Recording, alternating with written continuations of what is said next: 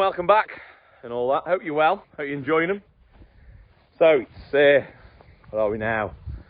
About a week, 10 days since we silaged and all that. We've just currently got the cows on. One, obviously with mucking there, you can see. We've currently got the cows grazing across so many acres of it. There's about 5 acres here. We're just nibbling off first, eat round sides and eat it. It is about half a mile of a walk back up to the yard from here with them. So we go through this gate, head across there, and then like them trees up there, that's where the yard is. But what we've got is there's a spring trough down in front of that gate, and then there's a spring trough in not this field, the next one, and then it's mains then. So they come down, you see, and then like when they're ready, once they've drunk that spring, because that trough fills through the night, but they'll empty it in the day, if you know what I mean. So then they'll take themselves back and drink mains water, so they will be halfway home by the time we come and fetch them in. We did just walk them on road tree, but then since we brought a piece and rent the middle piece, we can walk them on the field street now when it's dry and fit to do it. But anyway, we'll walk these up and then we'll talk about and get on with what we're actually going to do, eh?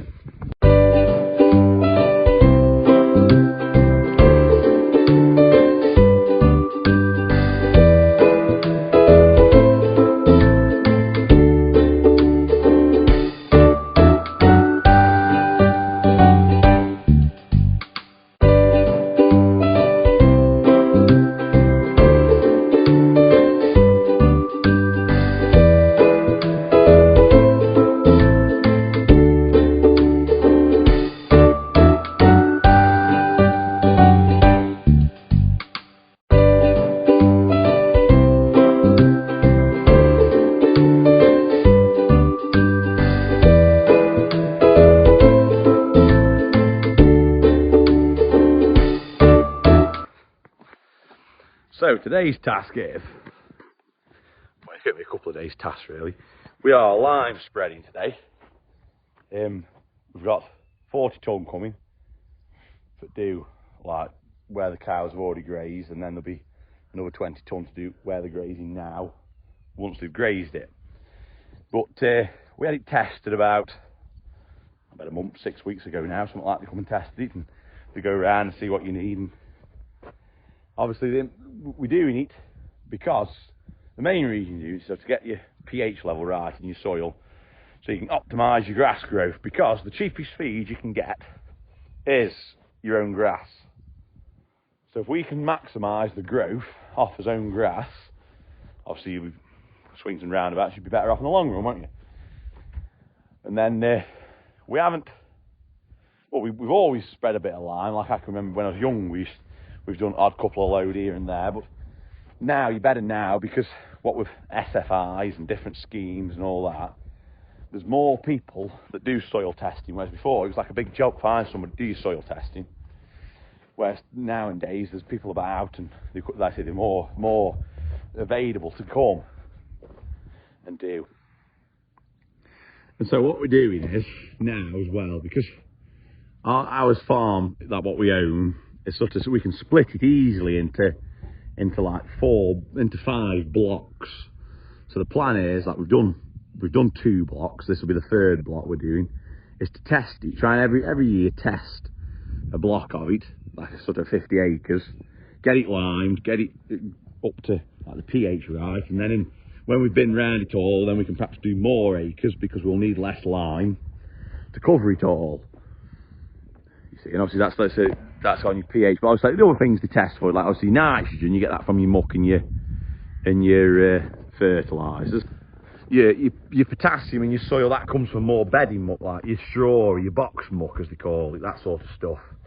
And that, at the minute we're not so bad, because we've had a lot of that in the past, and we are getting a bit more of it again. But certain places you struggle for that, because we don't put, I tend not to put bedding on me ground I chop, because of if there's anything in it that's going to knack your chopper. So more pasture gets bedding muck, but like it's there, so they shouldn't be so bad. Then the other one is phosphorus. They test for. Obviously, that's in your bag of fertiliser, your NP and K. Well, your phosphorus is one, but I'll be honest, I don't really know where that comes from. Also, I can tell you, as I know a neighbour put straight phosphorus fertiliser on, and it was like about 10 years ago, and it was about £800 a tonne. To get that back in the ground, and then obviously because we're on clay, your magnesium levels are always through the roof anyway when you see them. But like another thing about this, because you have to have a baseline on all your elements in your soil to make your grass optimal, like to get the best growth out of your grass. So by testing, it means that you can put your fertiliser and your muck on according to what certain areas want. Because obviously, gone are the days now where you your fertiliser on, your tanker on, and you just blanket cover everything with the same amount, let it grow, and you know that's all you do now. What with the price and saving the planet and all that, you have to be more strategic on how you put it out there and stuff. So like obviously we're doing this soil testing, we can see that way, we can get the lime, get the pH level right, which will help the growth out, and then we can get get all the other elements if we need, get them sorted, and then hopefully everything will grow perfect like then. Get the best growth you can. But it's soil health, isn't it? If you look after your soil will look after you. And that's like what the key to it all is these days now. With different schemes and stuff you've got to do it, and it helps for them and whatnot. But anyway, we'll wander on a bit more. So here we have all the paperwork for her to heal up. So these are the fields that she's tested. There. So that there's the easy code of what pH level they all are. Ooh. You see, so if you're going off that there, like anything that's below 6 sort of wants doing, spreading, you see. Let me go up a bit, I suppose. So, like this field and that field don't need spreading at all, they're alright. But like that one, that one's your lowest, and then obviously then there's that one, and then it's them bits there. But that one we've got to put, we'll get to that one wants about 1.5 tons to the acre. The other ones all want 2 tonnes to the acre on. See there? Oh, that's your field size. That's your average testing, that's your field size, and obviously that's the highest results, lowest, highest, average, and how much they require. You see, and that's tonnes for the hectares. You see, then I've just converted it for tonnes to acres there. You see, but let's get back, we'll find one of the... So there you go, this is the field that doesn't need any lime. And like so obviously your pH is normal. Obviously it's low in phosphorus, that one. Potassium's normal, but that field, the cows sort of loaf on that field in summer a lot. So that could be high, normal in that, because it gets a lot of straight cow milk, like the organic matter. It could be the same, you see, but that's why that's high, because they lie on there. So like they could spend it morning and night, like an hour and a half, 2 hours after each milking, lay up there. So that's that one, and then obviously that's another one that's not got a normal. That one, that's the field out road with barn in it. You see, so that's almost spot on. That isn't bad at all, that field.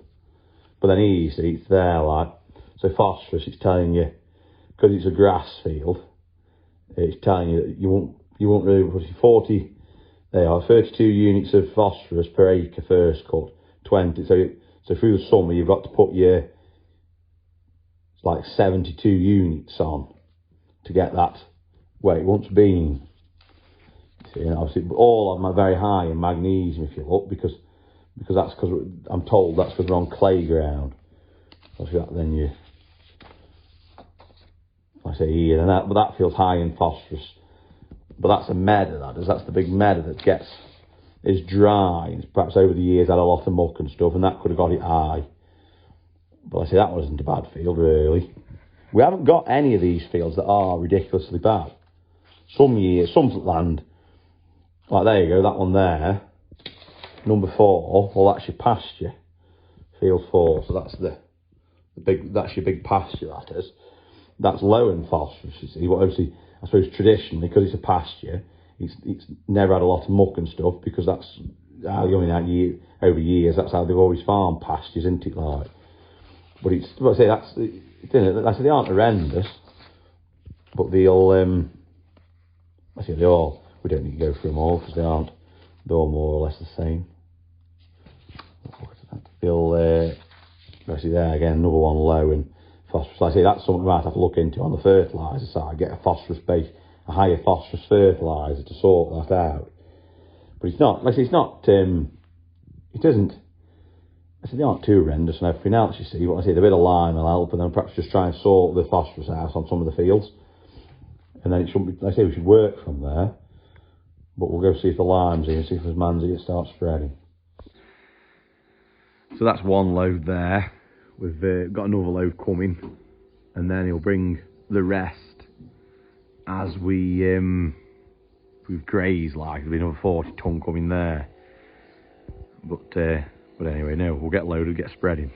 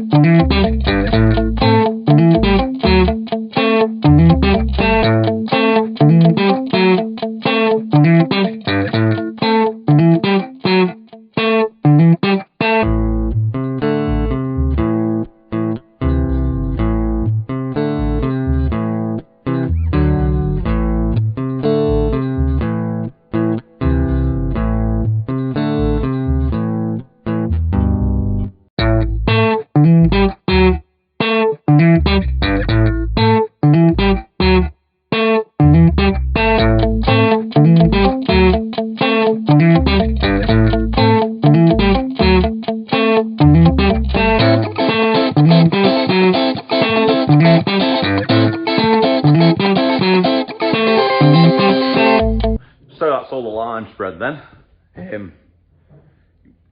We won't see like immediate impact, like you won't see completely change overnight, but I say you'll change the basis of the ground.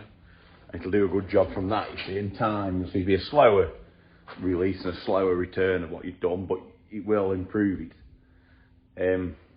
But yeah, so I think we'll leave it there for this week. Hopefully you've enjoyed it, hope you find it interesting.